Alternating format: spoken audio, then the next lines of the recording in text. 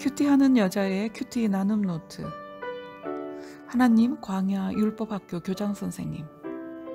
창세기 12장에서 시작된 하나님 나라의 국민 만들기는 야곱의 70명의 식구가 430년 동안 애굽의 고센 지역에 살면서 250만으로 늘어나면서 완성되었습니다. 유목민의 특성은 목초지를 찾아 여기저기 다녀야 했지만 바로가 고센 땅을 주어 한 곳에 모여 살 수 있었기에 이스라엘 백성은 흩어지지 않고 번성하였습니다. 하나님께서 애굽의 고센 땅을 하나님 나라 국민 만들기의 장소로 400년을 사용하신 것이지요. 이제 하나님 나라 국민을 이룬 이스라엘 백성이 홍해 바다를 건너 한 나라를 구성하기 위해 필요한 주권과 영토를 위해 긴 여행을 합니다. 이것이 출애굽기의 이야기입니다.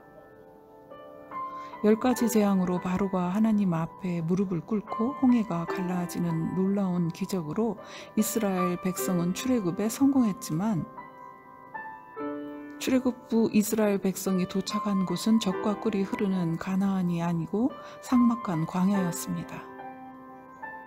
하나님께서 이스라엘 백성을 애굽으로부터 구원은 시키셨지만 곧바로 목표 지점인 가나안으로 이끌지 않으셨습니다. 왜냐하면 이스라엘 백성이 숫자적으로는 한 국가를 이루는 큰 공동체가 되었지만 가나안에 들어가서 가나안 사람과 차별화를 이룰 정체성이 확립이 되지 않았기 때문입니다. 이스라엘 민족은 애굽 400년의 생활에서 여호와 하나님에 대한 지식은 단지 구전으로 전해들은 아브라함의 하나님, 이삭의 하나님, 야곱의 하나님 정도였습니다.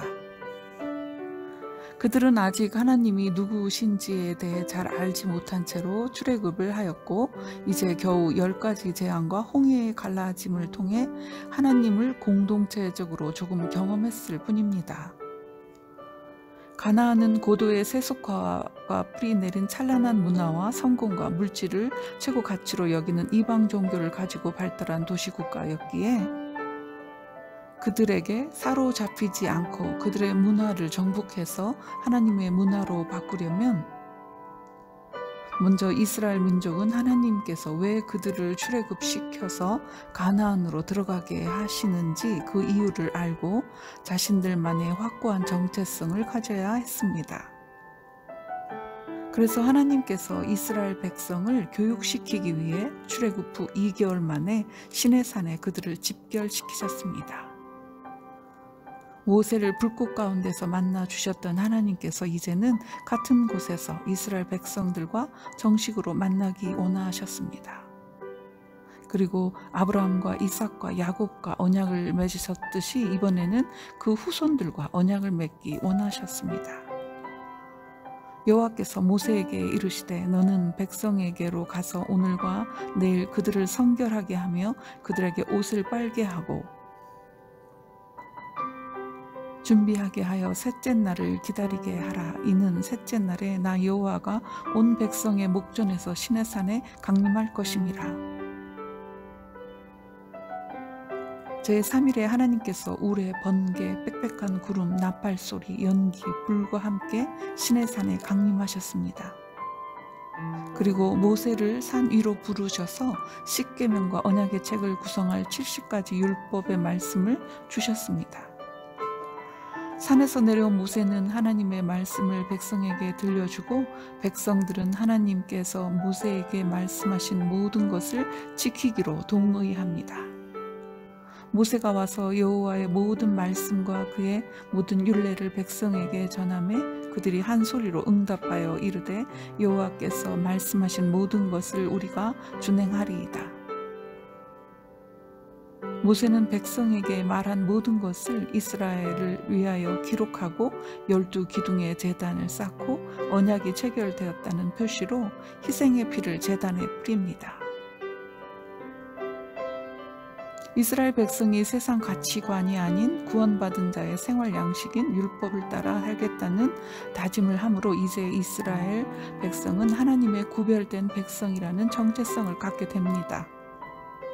그리고 하나님께서 이스라엘을 하나님의 법으로 통치하시기에 하나님의 주권이 이스라엘 민족 위에 세워졌습니다. 언약 체결 후 이스라엘은 율법의 조항에 따라 군사훈련과 같은 훈련을 받으며 하나님의 백성으로 만들어져 갑니다.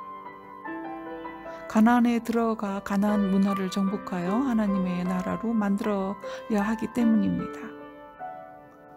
언약 체결 후 하나님께서 모세를 다시 산으로 불러 하나님과 이스라엘의 만남의 장소가 될 성막을 만드는 청사진을 알려주셨습니다.